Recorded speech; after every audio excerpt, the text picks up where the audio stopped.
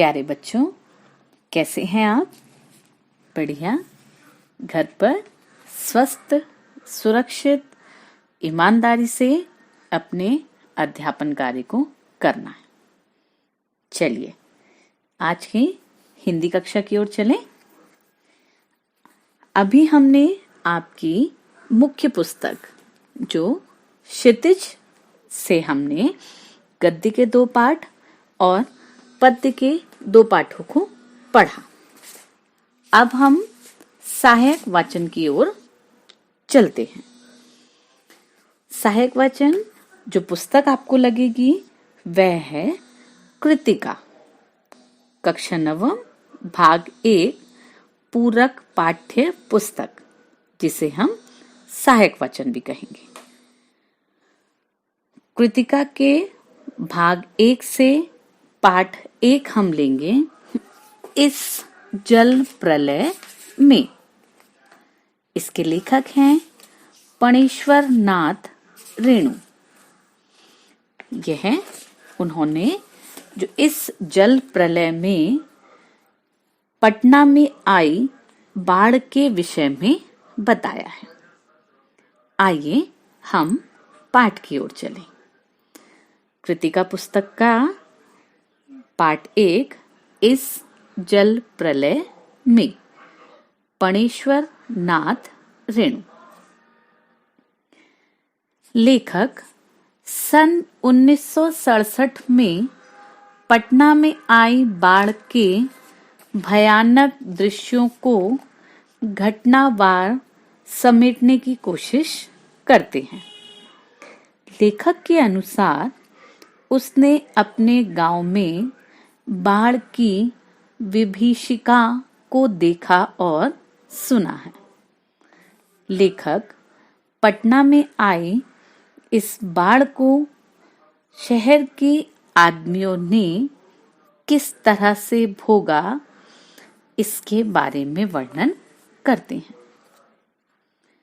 पटना में 18 घंटे लगातार बारिश हुई।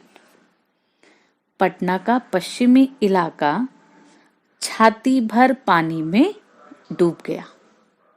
लोग अपने अपने घरों में ईंधन, आलू, मोमबत्ती, दिया सलाई, पीने का पानी और बाढ़ के उतरने का इंतजार कर रहे थे। यहाँ तक कि राजभवन और मुख्यमंत्री निवास भी बाढ़ की चपेट में आ चुके थे। बाढ़ का जायजा लेने और कॉफी हाउस में कॉफी का आनंद लेने के लिए लेखक और उनके एक आचार्य व्याख्याता कवि मित्र भी साथ गए, परंतु कॉफी हाउस बंद था। लोग अलग अलग साधनों से बाढ़ की स्थिति देखने निकल पड़े। लोग तरह तरह की आशंकाएं प्रकट कर रहे थे। चारों तरफ अफरा तफरी की स्थिति थी। पटना के अप्सरा सिनेमा, पैलेस होटल तथा इंडियन एयरलाइंस के दफ्तर के सामने से गुजरते लेखक के लिए बाढ़ एक विचित्र अनुभव लेकर आई। उसने देखा गांधी मैदान की रेलिंग में लोग इस तरह खड़े हैं जैसे रामलीला का रथ वहां से गुजरने वाला हो। चारों ओर बाढ़ का पानी गेरुए रंग सा दिखाई पड़ रहा था। हरियाली का कहीं नामो निशान नहीं था। रेडियो और जनसंपर्क की गाड़ियां बार बार लोगों को सावधान कर रही थी। लोग अपना अपना जरूरी सामान रिक्शा, टमटम, ट्रक और टेम्पो पर लादे चले जा रहे थे। सभी जगहों पर बाढ़ की आशंकाएं व्यक्त की जा रही थी। मैगजीन कॉर्नर से कई पत्रिकाएं लेकर लेखक वापस वहां से घर चले आते हैं। गोलबार में जनसंपर्क की गाड़ी लोगों को सावधान रहने के लिए कह रही थी। संभावनाएं जताई जा रही थी कि करीब 12 बजे रात तक पानी यहां भी आ सकता है। बाढ़ की चिंता से ग्रस्त लेखक के मन में स्मृतियां चलचित्र की तरह चलने लगी। वह बाढ़ के बीच रोमांच से भरी कुछ घटनाओं के बारे में सोचने लगते हैं।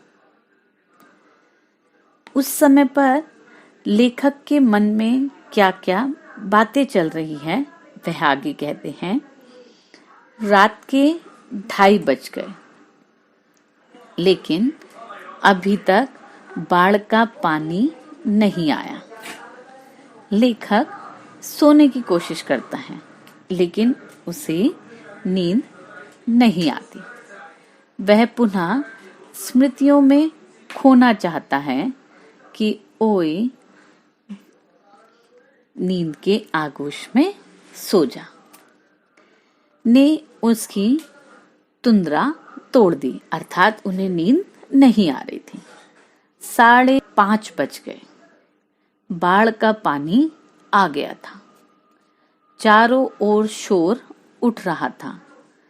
पानी सब जगह भर चुका था। लेखक सोचता है कि यदि उसके पास मूवी कैमरा या टेप रिकॉर्डर होता तो इस दृश्य को कैमरे में कैद कर लेता, लेकिन ना तो कैमरा है ना ही टेप रिकॉर्डर, और उनकी कलम भी बाढ़ के पानी में बह गई।